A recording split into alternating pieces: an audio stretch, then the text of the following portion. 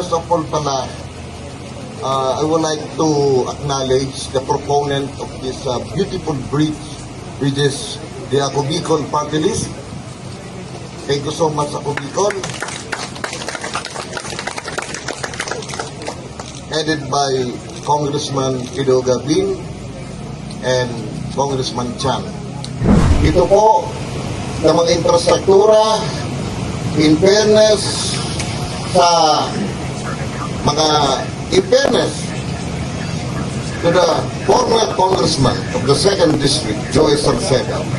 9 years, I saw the countryside, I saw the road network in the different municipalities of our district.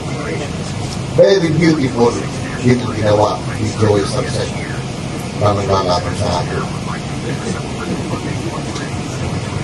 Narinig ko yun. Ha?